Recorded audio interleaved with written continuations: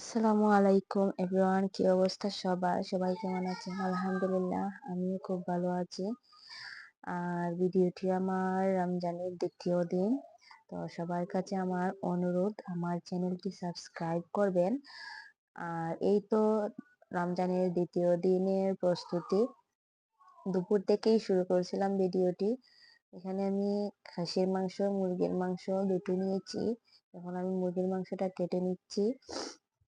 আহ আমরা দুজন ছেলে তেমন আমি একটা ভাবছিলাম আমি খায় একটা না। বিরিয়ানি করে নেব, অল্প করেই তারপর কিছু রান্না করে নেব।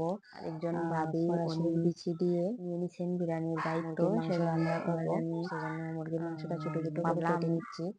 ছোলা বোনা করে নিয়ে যাব। আজকে মসজিদে আর ইফতারের এখানে আয়োজন করা খাসির হচ্ছে। মাংস আমরা আগে মহিলারা থেকেই আমি মিলে এক একজন এক একটা আইটেম ভিজিয়ে নিয়ে রেখে যাব। দিয়েছিলাম, আহ সিরকা দিয়ে ভিজিয়ে রাখছিলাম দুর্গন্ধ যাওয়ার জন্য। মাংসটা খুবই সুন্দর, সফট, মনে হয় না সিদ্ধ হতে বেশি সময় নেবে। তো এখানে ছোট ছোট করে কেটে নিচ্ছি, কষিয়ে রান্না করব।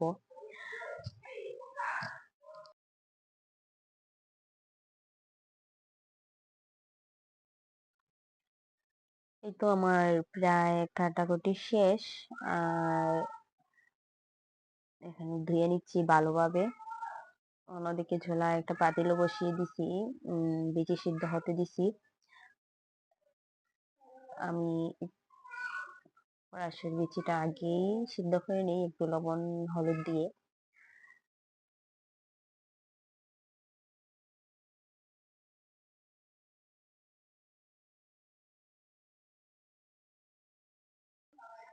মুরগির মাংসটা ভালোভাবে ধুয়ে নিয়েছি, এখন খাসির মাংসটাও ভালোভাবে ধুয়ে নেব। আর ছেলে মেয়েকেও এর মধ্যে খাইয়ে নিলাম।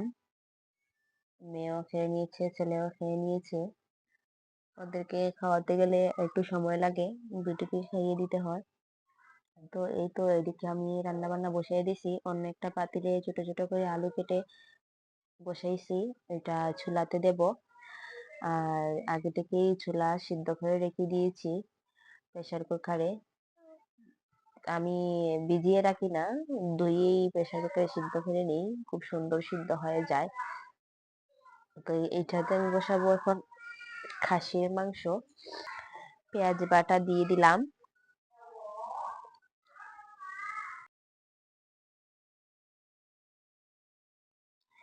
এই তো আমার মশলা কষানো শেষ। আর আমি খুব অল্প তেলে রান্না করি, তেল খেলে প্রচুর গ্যাস হয়। আর খাসির মাংস দিয়ে দিলাম। তারপর এই তো এদিকে এগুলো আমি কাল ফ্রিজে রেখে দিয়েছিলাম জেলাটিনা বানানোর জন্য, ফালুদা বানানোর জন্য জেলাটিনা বসাইছিলাম।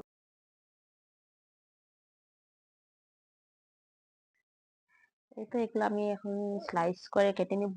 আর আমি আগে থেকে কিছু সাবুও সিদ্ধ করে রেখে দিছি, সাবুও দেব। আর এখানে তো আমাদের দেশে যেরকম রেডি প্যাকেট ফালুদা পাওয়া যায়, এখানে পাওয়া যায় না, আমাদের এখানে নিজেই বানাতে হয়। তো আমি বাসায় প্রায় সময় এগুলা বানিয়ে থাকি। আর নুডলসটা নেই, সেজন্য নুডলসটা দেবো না, এখানে আমি ফ্রুট ব্যবহার করব। এখানে আমি 3 কালারের জেলাটিনা ব্যবহার করছি। আর এখানে সাবুও দিয়ে দেব। 3টা কালারের জেলাটিনাকে আমি ভালোভাবে মিক্স করে নিচ্ছি। আর বেসিন থেকে তুলছি, বেসিনটা পরিষ্কার একদম ক্লিন, আগেই ক্লিন করে রাখছি। এই তো অল্প কিছু সাবু ছিল, তারপর আমি যখন পানি ডালতেছিলাম তখন হাত থেকে পড়ে অনেকগুলা পরেই বেসিনে পড়ে গিয়েছে। তো সেগুলো তো আর তুলতে পারবো না, তো অল্প যা ছিল সেগুলোই দিছি। এখানে কেকে করে সব কিছু মিক্স করব, দুধটা মিক্স করে নিলাম। আর এই ফালুদাটা আমাদের 2 দিন চলে যাবে, ভালোভাবে 2 থেকে 3 দিন চলে যাবে, ফ্রিজে রেখে দেব। আর আয়ান খুব খেতে পছন্দ করে, তার জন্য এখন তাড়াহুড়া করে রেডি করছিলাম।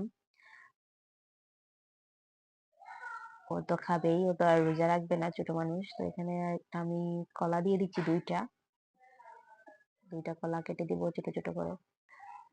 আর কলাটা আমাদের সবার খুবই পছন্দের, আমরা তিনজনই কলা খুব পছন্দ করি, সেজন্য এখানে আমি কলা ইউজ করব। আমার মেয়েও কলা পছন্দ করে, তো ও তেমন একটা খায় না, তেমন কিছু খায় না। তো দুটো ভালো করে মিক্স করে নেব। সারা সম্পূর্ণ বাটিটি মানে ভরে গেছে, আর যে কিছু দেব সে উপায়ও নেই। বাটিটা কিন্তু অনেক বড়, এমনি দেখা যাচ্ছে অনেক ছোট, অনেকগুলোই হয়েছে। আমি এখান থেকে আমার ছেলেকেও দিয়ে দিলাম বানানোর পরে। আর এই তো অন্যদিকে আমার মশলা, এই যে মশলাটা কষিয়ে আলুটা সিদ্ধ হতে দিয়েছিলাম। তো এখন আলুটা আমার ভালোভাবে সিদ্ধ হয়ে গেছে, চুলাটা দিয়ে দিব। সাদা চুলা এখানে আমি প্রথম প্রথম একদমই খেতে পারতাম না, আমার কাছে আমি মানে এটা রান্নাই করতে পারতাম না ভালোভাবে, আমার কাছে মজাই লাগতো না। এখন আলহামদুলিল্লাহ খুবই ভালো লাগে। আর এখানকার মশলাটা আমাদের দেশীয় মশলার থেকে অনেকটা ডিফারেন্ট, আমার কাছে স্বাদটা লাগে না। তো আমার কাছে কিছু দেশি মশলা আছে, আমি দেশ থেকে আনিয়েছিলাম, তো সেগুলাই ব্যবহার করি। আর খুব ভালোই লাগে খেতে। এখন সাদাটা, এটা ছোট, এর থেকেও বড় আছে ছোলা। তো এই তো অন্য পাতিলে এখন মাংসের, যে মুরগির মাংসটা কাটছিলাম সেটা বসাবো ফরাসের বিচি দিয়ে। অন্য এলাকায় কি বলে এই বিচিটাকে আমি জানি না, আমাদের সিলেটি ভাষায় এটাকে ফরাসের বিচি বলে। তো ওইটা আমার খুবই পছন্দের একটি খাবার।